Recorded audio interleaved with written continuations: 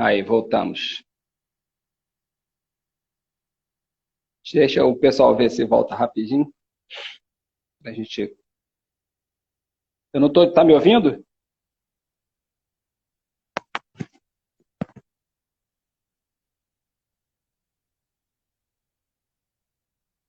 Tá ouvindo, não? Eu também não estou te ouvindo. O pessoal está ouvindo aí?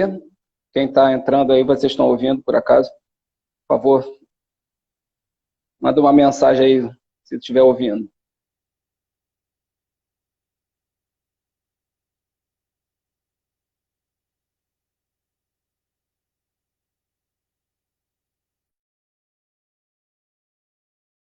Não é você. Só você quem?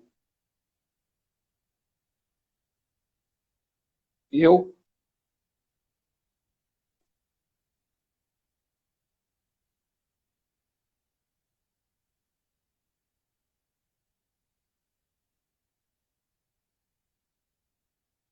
Vamos lá, ela saiu, tá voltando. Que deu. Ah, Foi? voltou.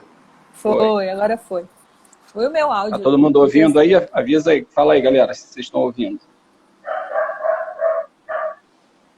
o áudio dela não está funcionando. É de agora? Mas vê se voltou agora. Vê se voltou Ah, agora, Sheila, voltou. por Ó, favor. Sheila, ok. Voltou? Ah, tá. Voltou.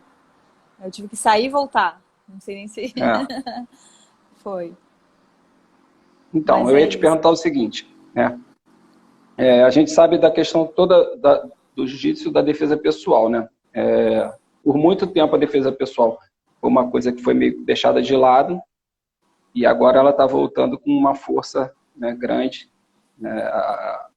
O interesse pela defesa pessoal tá maior, né, por parte de alunos, tanto homens quanto mulheres, né? E eu quero assim que você fale o que você acha da importância disso para especialmente as mulheres, né? Porque a gente sabe que hoje o mundo anda bem violento, né? Tem essa questão de feminicídio aí direto, a gente escuta, né, de agressões, de várias coisas, e eu acho que o jiu-jitsu tem muito a contribuir para essa parte, né? Muito. Toda Então, razão. queria que você discorresse aí um pouco sobre isso. A gente tem. Eu não tive eu nem sabia o quanto a defesa pessoal era deixada de lado no jiu-jitsu, porque a minha vivência não foi essa. Eu entrei logo numa academia que já era Bering. O exame de faixa azul foi por defesa pessoal. Eu tenho Mazinho tá dando falha. Aqueles Você vídeos congelou para mim. Eu estou escutando sua voz, mas a tua gravados, imagem congelou. Voltou. vídeos gravados de golpes de defesa pessoal, de treinamentos de defesa pessoal no auge da faixa azul. Pode falar. Voltou? Voltou. Voltou. Deixa eu ver. Tá travando Foi? aí. Conectividade Foi. baixa. Eu tô te Ai, ouvindo.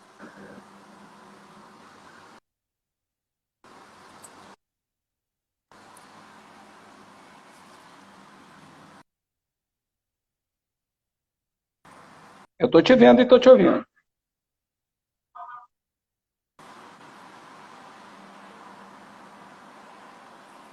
Quem está assistindo aí está me vendo, está me ouvindo? Finaliza aí, por favor.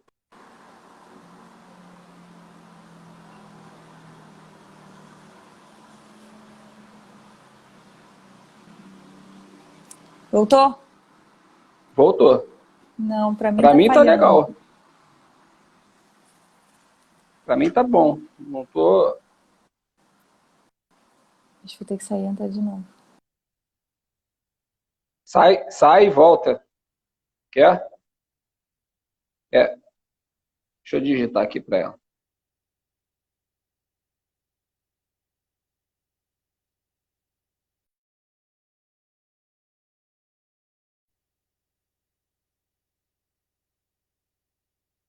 Saiu. Vamos lá, que ela vai voltar.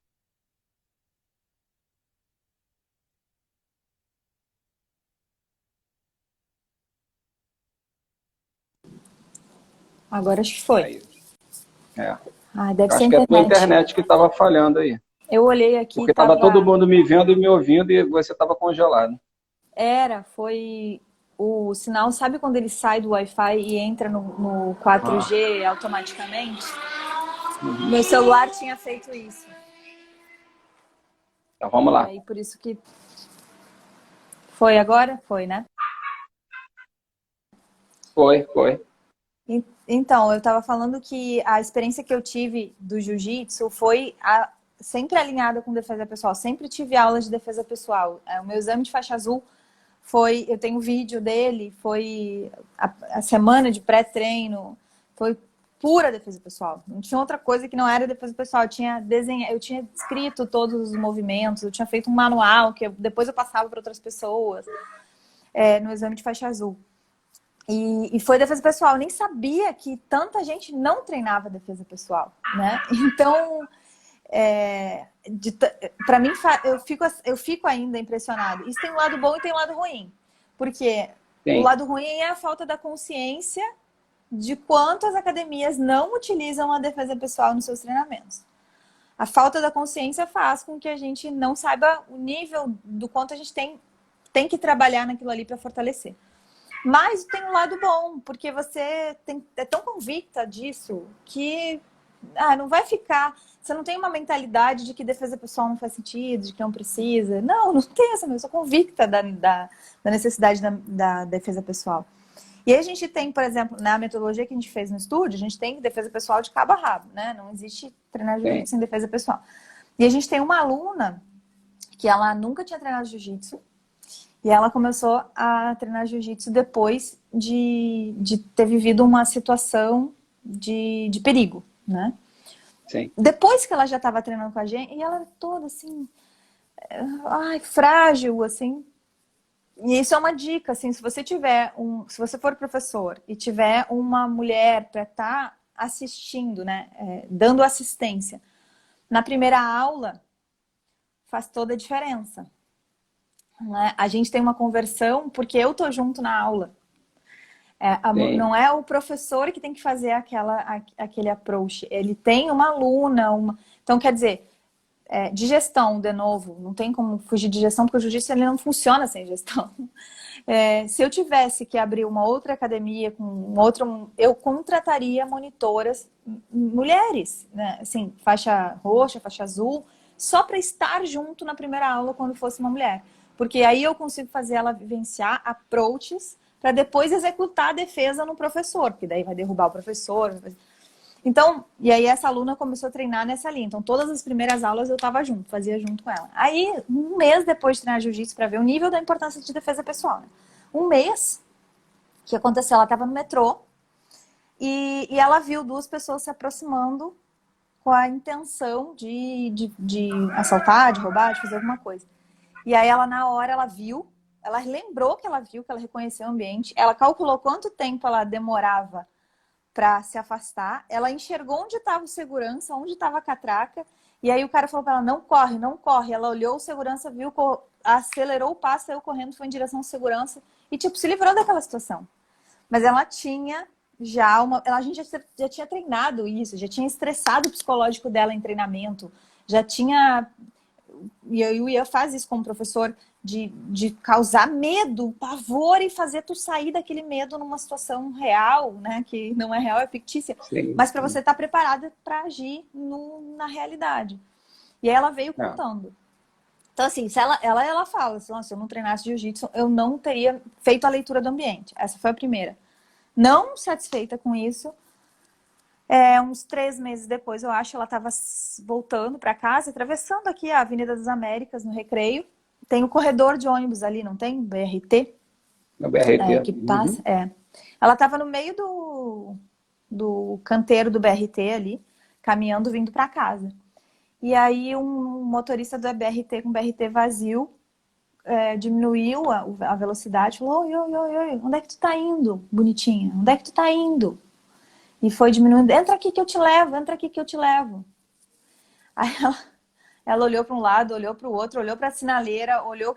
Não, não, não, meus amigos estão ali atrás. Ô, João, ô, João. Não tinha amigo nenhum. Ela tinha sido orientada a falar isso. A chamar o João, Sim. que nem existia. E o cara, ô, João, ô, João. E aí o cara, mas mesmo assim ele decidiu descer. O Augusto tá aí. O Augusto também faz um trabalho É, excelente, né? faz lá Sabe, na Grécia. Sexta-feira eu vou ter uma live com ele. sabe E a exatamente o que a gente Adriana está agora tá fazendo. aí A também. Adriana A tá aí. Adriana antes de você foi Eu entrevistada. assisti a live com a Adriana. 3 horas de live. É. Aí o que aconteceu? Aí ela chamou o João que não existe, né? Que ela tinha sido orientada a chamar o João, Marcelão, qualquer um. E aí isso é uma coisa que a gente até discute, né? Discute dentro da aula, discute com as meninas. Olha só como é complicado. A mulher é obrigada obrigada, assim, na situação atual, enfim, numa situação de risco, a se ancorar na presença de outro homem. Ela, por si só, não consegue impor, assim, ela tem que entender isso e entender isso como uma estratégia de segurança que pode ser implementada no momento de risco. Não significa que eu vá transferir esse conceito para a minha vida pessoal, né? Uhum. Mas esse conceito, o homem respeita o homem. Eu tenho que trabalhar com a realidade da estatística, não com o que eu acredito socialmente, do que deve ser, do não sei o que. Não, eu tenho que trabalhar com a realidade da estatística. Então, tu chama o João, chama o Marcelão, chama o Pedrão, chama qualquer um, a turma que tá ali contigo, que já tá descendo do BRT, que tu só andou um pouquinho mais rápido. E ela falou no João, o cara deu uma parada, assim, nesse tempo ela deu tempo de olhar, calcular se ela ia conseguir atravessar correndo a sinaleira, se o sinal dos carros estava fechado ou não. E aí ela saiu, o motorista desceu, parou do BRT e desceu para ir atrás dela.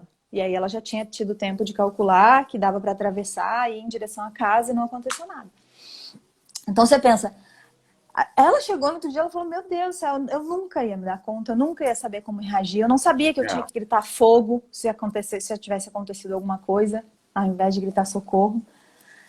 Então são estratégias de segurança que... E essas estatísticas aí são legais, né? Essa questão do você gritar fogo em vez de gritar socorro, porque são todos dados estatísticos de coisas que aconteceram.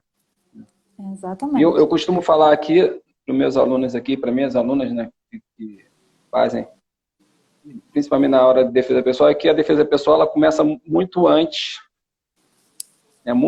do ato de se defender mesmo. Começou às 4, Adriana. A Adriana está pensando se começou agora às 4. Agora é a segunda parte já. E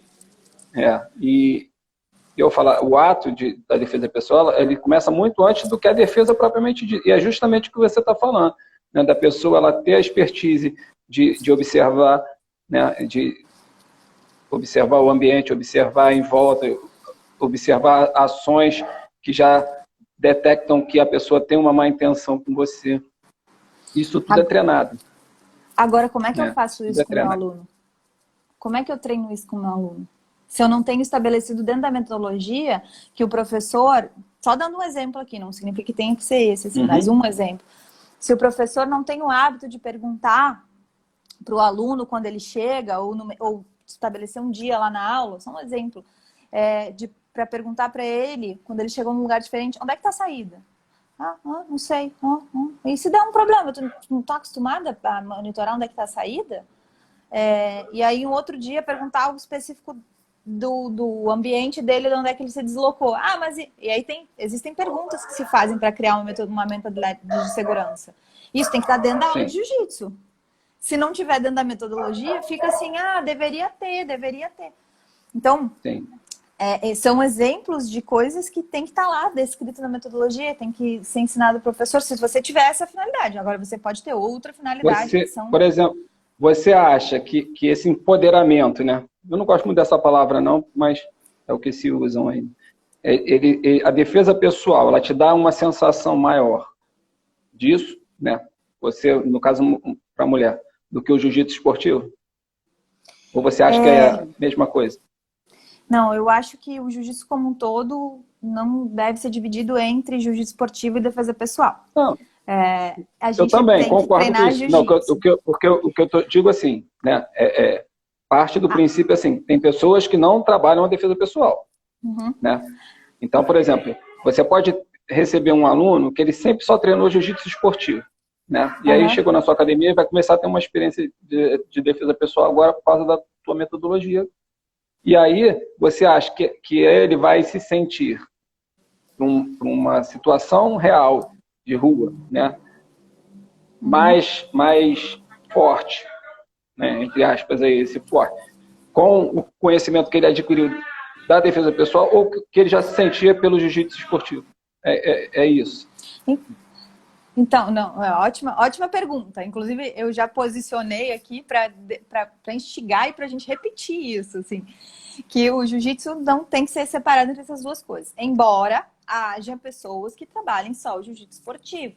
Ele não tem o objetivo de fazer isso, quando ele é treinado na forma de competição, de fazer isso nessa linha de empoderamento, de mentalidade de segurança. Não tem esse objetivo, ele tem um outro objetivo, que é tornar alguém campeão e com um índice alto de desempenho. Só que esse índice alto de desempenho também implica na autoconfiança, também implica no desenvolvimento de sensação de saber fazer algo. Então, ele também trabalha nessa linha, né? De desenvolver confiança, desenvolver tudo. Agora, quando a gente tem trabalho específico de realidade, ele tem um impacto maior.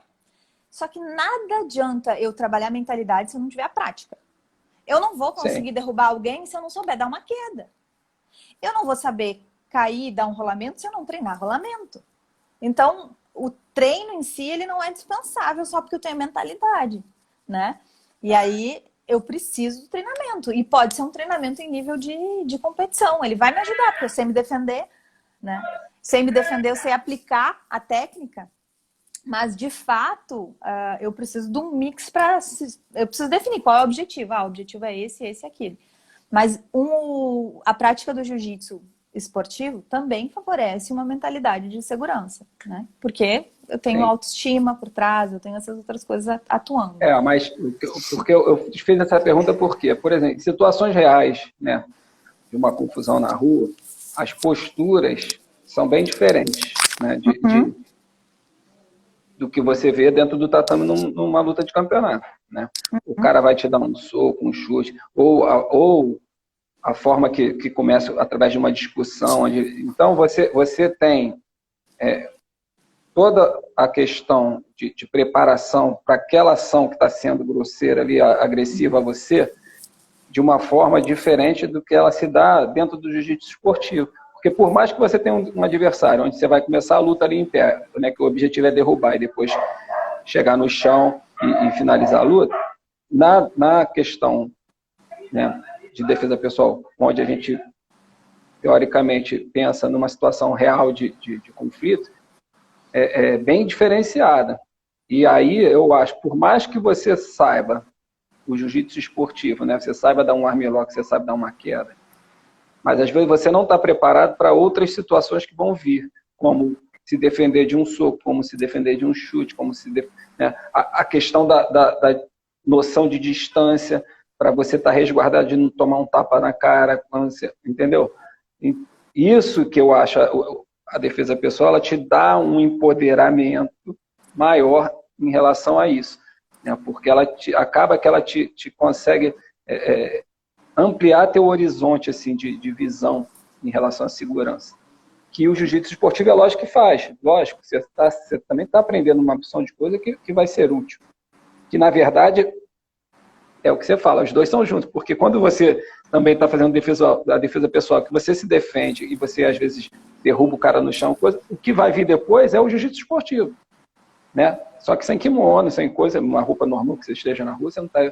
Mas as técnicas são as mesmas do jiu-jitsu esportivo. Né? Mas a sensação de segurança, eu acho que a defesa pessoal te dá uma sensação maior quando você tem o domínio, né, de você praticar e cada vez mais ser mais realista nessa prática, né, te dá essa segurança maior. Né? Vou te dar um exemplo assim. Quando eu entrei no jiu-jitsu, né, eu entrei no jiu-jitsu em 83 ou 84. Né, eu tinha 14 anos. Eu não era nem nascida. Tá me chamando de velho agora. Não, eu tô tentando sair por nova aqui. Então, por exemplo, era comum Agora a você gente fala, eu treinar. entrei com 4 anos de idade, quando minha mãe me levou no tatame. Aí deu. É, a gente treinava, né, toda a parte de jiu-jitsu esportivo, né, de kimono, coisa, e depois o professor ele mandava a gente tirar o kimono, ou ficava só de calça de kimono, ou ficava de short e sem camisa, né, e aí vinha toda a parte de defesa pessoal, e ainda tinha o treino, a famosa taparia, que hoje em dia Eu não adoro existe. taparia. Né? Pouquíssimos lugares você vai ver um treino de taparia, que é a simulação de uma reação, de uma situação real, de combate na rua. A taparia nada mais é do que uma simulação de um conflito na rua, que é aquela coisa do cara vir te agredir, te bater, né? E muitas vezes ele não tem técnica, quando é um leigo ele vem, né, te dando sua coisa de qualquer jeito, não tem uma técnica e às vezes até te facilita se defender por conta disso, quando você tem conhecimento. Então, hoje em dia, você não vê isso nas academias. Teve uma época que eu dava aula na Rio Sport Center e eu contava essas histórias, né, de como era antigamente. E uma vez os alunos me pedindo, pô, professor, dá um treino de taparia. E eu ficava meio assim de dar, porque eu sabia que aquele ambiente ali ia dar problema. Assim. Mas aí, pô, falei, tá bom, era uma sexta-feira, cara, não esqueça disso. Fizemos um treino de taparia. Quando acabou, o gerente da Rio Sport Center veio me chamar a atenção. Porque as pessoas passavam na frente da sala do dojo e viam aquilo, achavam que era um absurdo, uma agressão, entendeu? Então, essas coisas começaram, eu acho que, a limar essa coisa que era normal de ter nas academias antigas, esse tipo de treino. Porque faz parte, né? Faz parte. Só que tem que estar alinhado com a metodologia, com a proposta do que está se colocando ali. Sim. Naquele caso ali não estava. Sim. Aí tu estava, mesmo que tivesse alinhado em relação aos alunos, era um momento diferente, nem se existia essa mentalidade né, de atendimento, de serviço, de prestação, de objetivo e tal. Mas, porque mesmo se você alinhasse e dissesse, olha, não, então vamos preparar. Daqui a 4 semanas a gente faz o treino de taparia, mas para isso a gente precisa fazer isso, aprender a defender isso. Essa regra são importantes para a integridade física de todo mundo. E, assim, aí a gente consegue aplicar algo, né? Hoje em dia não dá para dizer para as pessoas saírem fazendo treino de taparia só porque querem implementar defesa pessoal, né? Imagina, a gente ia... Não, lógico, tem. Não tô dizendo que você quer dizer isso, cuidado, né? uma metodologia para isso. Mas dá para ir para uma linha. A gente tem em algumas idades e alguns momentos, principalmente os adolescentes, que podem viver isso na realidade do colégio, né? Que aí a gente tem aquela expressão de onde o filho chora e a mãe não vê, né? Então, a realidade e a preparação faz parte e tudo mais, mas aí tem que estar explicado, tem que ter um motivo, tem que ter um porquê, tem que ter um como, sabe? E tem uma coisa que a gente fala nesse sentido de defesa pessoal, que defesa pessoal, ou autodefesa, que nem o grande mestre Flávio Bering fala, né? Que é a defesa aplicada a si mesmo, e defesa pessoal é a defesa aplicada por alguém que está fazendo uma proteção de alguém, defesa de pessoas, no caso os militares, os policiais e tudo mais, e não é uma autodefesa, né? Então, a prática da autodefesa, ela de verdade é o quê? É gestão de risco. E gestão de risco é baseado no quê? Em desenho de cenários. Eu tenho que fazer leitura de um cenário, né? Ou tenho que criar um cenário numa aula. Pode ser, inclusive, um cenário de taparia, que era o que a gente está falando agora. Eu vou criar essa defesa de cenário, vou criar esse cenário, e aí eu preciso fazer quais as perguntas? São 2. O que acontece se eu fizer algo? E o que acontece se eu não fizer nada? E aí eu tenho que fazer a seguinte análise. O que é a melhor coisa que acontece se eu fizer esse algo que eu defini, como me defender, por exemplo, e o que é a pior coisa? Porque eu posso sair como agressora tentando me defender, dependendo do tipo de linha de agressão, de defesa que eu tomei. Que é essa que você está falando, pô, vou dar uma queda de campeonato na rua, de repente matei alguém. Sim. E se eu não fizer nada, também, o que é a pior coisa que pode acontecer e o que é a melhor coisa que pode acontecer? Pode ser que aquela pessoa que eu tô achando que é suspeita não é nada. E aí eu não preciso fazer nada. E aí não vai acontecer nada. Então, defesa pessoal tem um framework, uma base por trás do jiu-jitsu de análise de cenário. Quando eu mostro isso para os meus alunos, implemento isso numa certa sequência de defesa pessoal, ele faz com que ele tenha uma linha de raciocínio muito estabelecida. Agora, no jiu-jitsu esportivo, não é esse tipo de raciocínio que se tem. O tipo de raciocínio no jiu-jitsu esportivo é outro. É que nem um raciocínio que a gente fala que a gente consegue implementar na linha empresarial. No jiu-jitsu esportivo, eu tenho que estabelecer qual é o meu objetivo. O meu objetivo é finalização, é ganhar uma luta, é estratégia de campeonato, é jogar com as regras embaixo do jogo, enfim, tem que estabelecer. Tá na categoria de cima, na categoria de baixo, é para absoluto, não é específica, enfim, eu tenho que estabelecer qual é o objetivo. E aí eu estabeleço quais são os meios que eu tenho para chegar nesse objetivo. Quais são os jogos que eu tenho na guarda, quais são os jogos que eu tenho na montada, quais são os jogos que eu tenho na meia guarda, se eu gosto de meia guarda, se eu prefiro passar, se eu prefiro fazer guarda. E aí o raciocínio é outro. Então, dá para dizer que o jiu-jitsu todo é um só, né? Que era o nosso raciocínio. Dá, porque eu preciso de tudo isso nos dois casos. Sim. Ter estratégia e tudo mais. Mas o jiu-jitsu competitivo, se ele tiver o raciocínio da competição por trás, ele não tá com a mentalidade de segurança da rua. Então faz sentido o que tu estava falando. Olha, o cara que não treina defesa pessoal e só treina o jiu-jitsu competitivo, ele vai ter uma chance baixa de se defender ou menor, enfim, né, de se defender e ser efetivo. Em especial se eu pensar qual é o tipo de agressão que aquela pessoa tá fazendo em mim, né? E qual é o risco de eu, sabendo me defender, me tornar um agressor. Né? E aí, se eu não tenho isso no jiu-jitsu competitivo, a chance de eu ser um agressor é muito grande. Né? Então, acho que as duas linhas de raciocínio também se diferenciam. Uma é de estratégia e a outra é de análise de risco. Sim. Eu acho que é isso. Legal. Bom, para a gente fechar aí, queria que você desse assim o que você podia falar para incentivar novas meninas a buscarem o jiu-jitsu, né? Eu acho como esporte, como atividade física, como lifestyle, como uma questão, né, que pode ser uma ferramenta legal para desenvolvimento dela pessoal e profissional também. O jiu-jitsu ele tem um potencial porque ele não é só a teoria, ele é a prática. Então, não é só o fato de dizer que você... Por que você deve fazer jiu-jitsu? Você, mulher, né? Porque você não vai treinar só esse raciocínio que a gente estava fazendo aqui de defesa pessoal e de gestão de risco e de estratégia. Você vai aplicar isso e enxergar que isso funciona. E quando você precisar utilizar isso, você vai ter isso como um instrumento. Então, a busca pelo jiu-jitsu, tanto na filosofia, ela se justifica pela prática dele. Então, como começar no jiu-jitsu ou por que começar no jiu-jitsu, o como inicia do porquê, de eu entender o porquê que eu preciso do jiu-jitsu. Eu entendi o porquê que eu preciso do jiu-jitsu, dessas possibilidades de resultado que tem na mentalidade, na minha prática do dia a dia, tanto como uma atividade física. Antes de encerrar, vou falar sobre nesse porquê aí. Há um tempo atrás eu ouvi falar sobre a parte de meditação ativa. E aí é um conceito que eu estava vendo, falei, caramba. E aí a gente estava estudando e falando aqui em casa que o jiu-jitsu, quando eu tô naqueles 30 minutos de rola pegado, e eu não penso em mais nada, e tô num nível alto de atividade física, no nível alto de batimento cardíaco, numa estratégia onde a minha mente está vazia, porque eu já não penso mais nada, a não ser naquele flow, né, que fala do jiu-jitsu. Uhum. Aquilo ali já pode ser classificado como um tipo de meditação ativa. Então, eu tenho diversos motivos pelos quais a gente pode buscar o jiu-jitsu.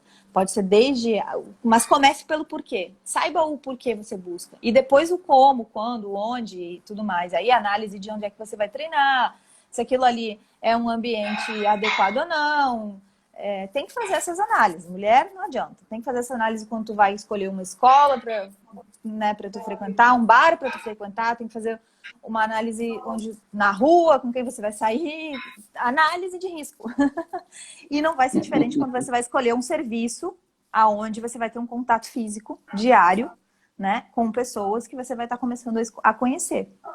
Então, essa análise tem que ser feita também. Mas o principal motivo é esse, comece pelo porquê, né? Que é essa autoconfiança, mentalidade de segurança, possibilidade de se defender, atividade física com flow. Então, por aí vai o jiu-jitsu. Legal. Maris, brigadão. Acho que foi muito Imagina. bom, né, nosso papo. Aí você falou coisas muito legais sobre gestão, sobre, Obrigada né, pela essa questão oportunidade. toda acadêmica.